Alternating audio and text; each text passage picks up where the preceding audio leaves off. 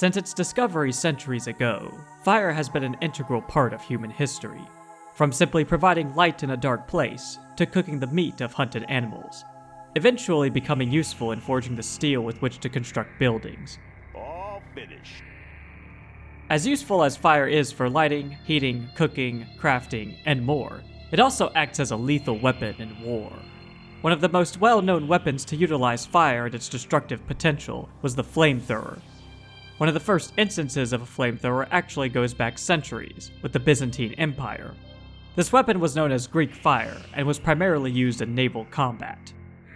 Though the first modern invention of what most people recognize today as a flamethrower was created by the Germans, and saw action on the battlefield during the First World War. They called it the Flammenwerfer, and the very first use of it was on February 26, 1915, against French troops near Verdun. The Germans continued to use these weapons throughout the rest of the war, with the French and British eventually developing and using their own versions. The modern flamethrower proved itself to be an effective weapon during the First World War, one that Stalin was keenly interested in arming his own troops with, as part of his ambitions to conquer all of Western Europe. When you kill one, it is a tragedy. When you kill 10 million, it is a statistic. When the Second World War between the Allies and Soviet Union finally broke out, Soviet soldiers armed with flamethrowers, simply known as flamethrower infantry, were a common sight on the front lines. Their weapons able to launch balls of fire at targets.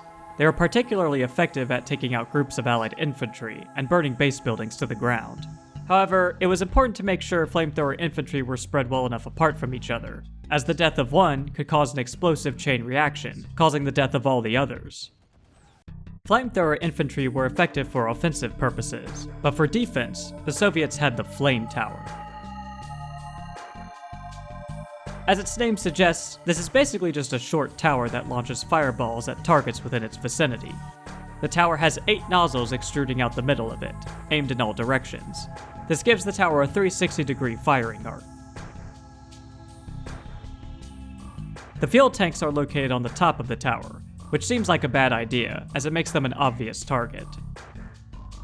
Other pipes can be seen attached up the length of the tower. I assume these would be used to transfer the fuel or compressed gas through the tower to the nozzles.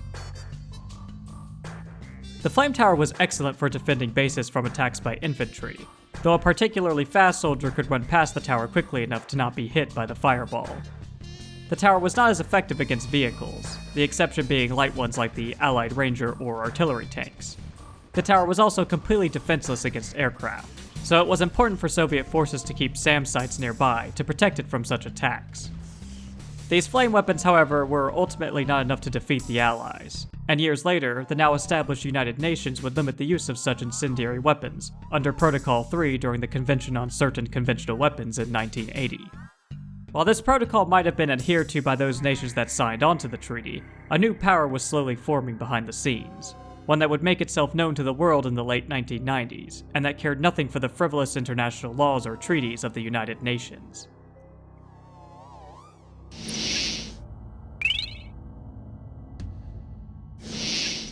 At the start of the First Tiberium War, the Brotherhood of Nod, under the direction of its leader Kane, began a campaign to take over the entire continent of Africa. This campaign involved taking out local warlords and their armies, to expelling the forces of the Global Defense Initiative.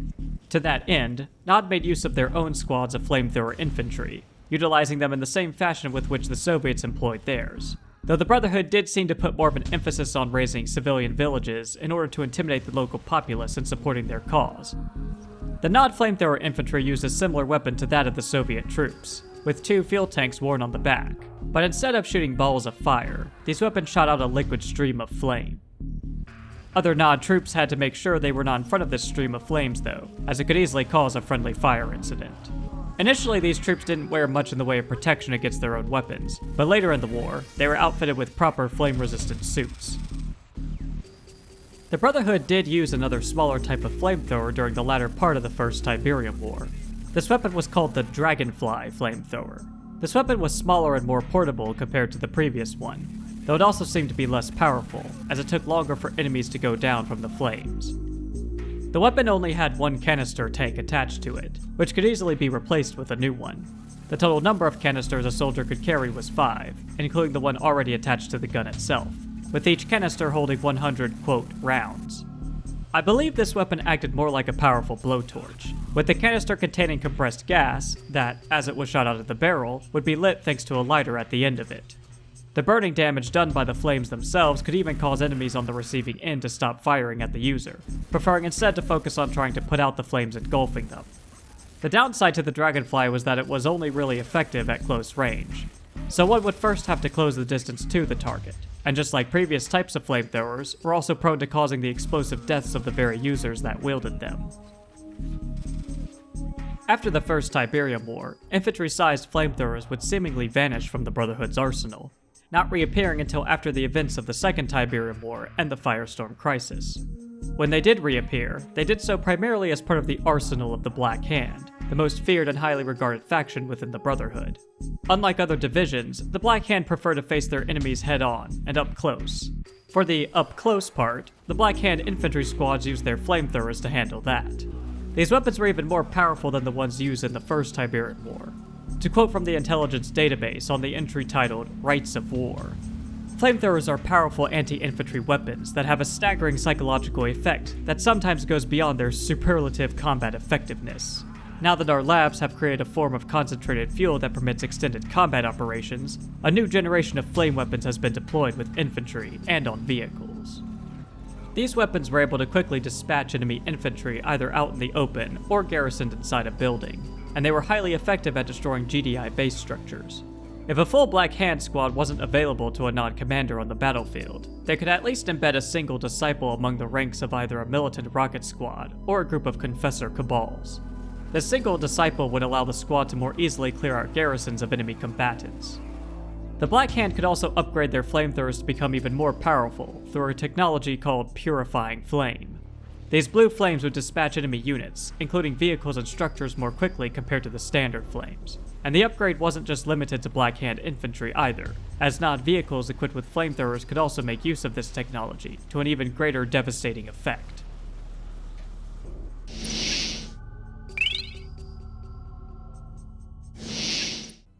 Rewinding back to the First Tiberium War, the Brotherhood of Nod wanted to take the flamethrowers of their infantry units and scale them up to being mounted on vehicles. While attaching flamethrowers to armored cars or tanks was certainly not uncommon, the Brotherhood ended up creating their own unique vehicle, which they called the Devil's Tongue Flame Tank. The Devil's Tongue proved to be an intimidating and fearful sight on the battlefield, especially to civilian populations that did not submit to the Brotherhood's will. The defining feature of this vehicle was the 2 large fuel canisters on top of the main body, in addition to the 2 twin turbine gas expulsion jets jutting out the front of the body, which produced superheated dual columns of forced flame. The tank had a single operator who would sit in the driver canopy at the very front of the tank, between the 2 nozzles. The flame tank was also highly effective at taking out infantry and buildings, and couldn't be destroyed as easily as a standard flame trooper. It still had its drawbacks though. Its range was short, and the driver canopy on the front of the tank made it an obvious target for GDI forces to focus fire on, as it would have offered only limited protection with just a glass encasing. The tank was also vulnerable to attacks from aircraft, as it had no way to defend itself from them. Nod troops operating around the tank had to be sure to stay out of its line of fire, or else they too could find themselves consumed in its flames. The Brotherhood would seek to remedy the weaknesses of the first version of the flame tank, as a newer version of it was seen on the front lines later in the First Tiberium War. This version was more well armored compared to the original. The driver was now seated inside a metal turret instead of a glass canopy. The fuel tanks and nozzles were a little smaller as well, but they didn't have any extra exposed tubes or other vulnerable parts. Of course, the vehicle was just as lethal as the original, perhaps even more so, since the stream of flames could travel farther and were even powerful enough to take out light armored vehicles or harvesters. Nod also fielded a vehicular SSM, or surface-to-surface missile launcher, which fired 2 Honest John missiles equipped with napalm warheads. Interestingly, the real-life Honest Johns were the first nuclear-capable surface-to-surface missiles in the United States' arsenal, though they could also be equipped with a standard high-explosive warhead. The Brotherhood used this vehicle to take out base structures and light vehicles, especially at range. And of course it was particularly devastating to groups of infantry, thanks to the wide explosive radius created by its napalm warhead. The SSM had very weak armor though, and a long reload time, which may have been key factors in it not being seen in Nod's arsenal after the First Tiberium War. It's important to note that the Global Defense Initiative also made use of some incendiary weapons during the First War. These came primarily in the form of napalm bombs that were dropped by A-10 Warthogs during airstrikes on Nod forces. In-game, these bombs are dropped in a line and were sometimes capable of destroying entire structures, as well as groups of infantry and vehicles. This seems to be the only time that GDI used such weaponry. By the time of the Second Tiberium War, the Brotherhood of Nod had developed a new kind of flame tank, one that directly struck fear into the minds of GDI troops that found themselves suddenly up against this vehicle rising from the ground beneath their feet.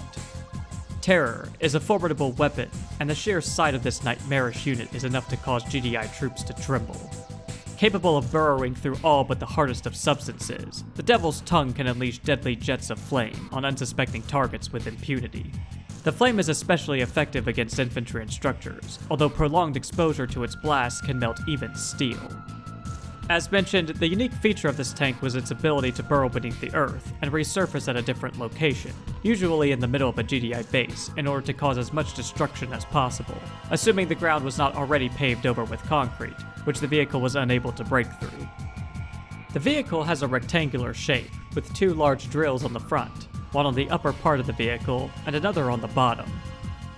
Between the drills is the mouth of the vehicle.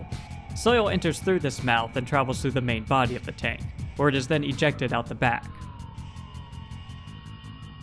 The hatch to get in and out of the vehicle was located on the side. I assume the operators work in the side interiors, since dirt is transferred through the middle of it. The flamethrowers are attached to each side of the vehicle. I'm not sure where the actual fuel tanks are located though. Perhaps in the interior, but that doesn't seem to leave much room. Maybe this bulge in the middle is where the fuel is kept, and the dirt just flows around or under it on its way out the back. I also noticed that perhaps these two red pieces attached to the arms could also be fuel tanks, as they seem to be cylindrical in shape at certain camera angles. Just like its predecessors, the tank was highly effective against infantry, even more so with the drills on the front, which were powerful enough to break through metal barriers and could gobble up any troops that had the misfortune of being in front of them.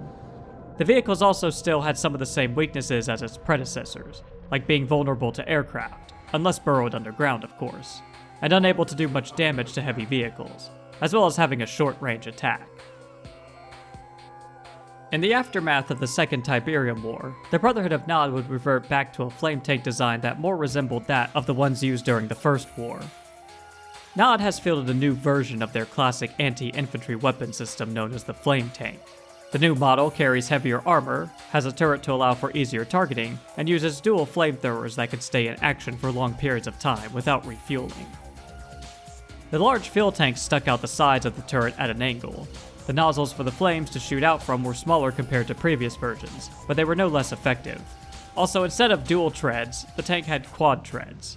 Any units, whether they be Nod, GDI, or other, would do well to stay away from a heavily damaged tank, as there was a high risk of them being damaged or killed by its explosive destruction. By this time, the flame tank was not the only vehicle in the Nod arsenal that made use of flamethrowers. The Black Hand, who are well known for their use of incendiary weapons, created the Purifier War Mech. This towering machine used a laser attached to its right hand as its main weapon, but had a flamer attached to its back which shot out flames over the Purifier's shoulder. This weapon would be used against targets that were close to the War Mech, and was of course most effective against infantry and structures. Both the Purifiers and Flame Tanks could also make use of the Purifying Flames upgrade, in order to enhance the effectiveness of their weapons. A more versatile version of the Purifier would later be created, called the Avatar War Mech, which was used by all divisions of the Brotherhood, and not just limited to the Black Hand. Unlike the Purifier, the Avatar did not, by default, come equipped with a flamer attached to it. But it could borrow the flamers on a nearby flame tank to provide it with extra firepower on the front lines. Finally, the most powerful war mech in the Brotherhood arsenal, the Redeemer, could also be equipped with 1 or 2 flamers depending on if 1 or 2 Black Hand infantry squads garrison themselves inside of it, further adding to the war mech's destructive capabilities. The Brotherhood of Nod's use of flame weaponry has allowed them to strike fear in the hearts and minds of those that would dare oppose them, whether they be the forces of GDI, the alien Skrin, or even the Forgotten Mutants. Suffice it to say, many can expect the Brotherhood to continue to use and improve upon such incendiary weapons in the future, as they seek to cleanse all those who would stand in the way of Kane's divine will.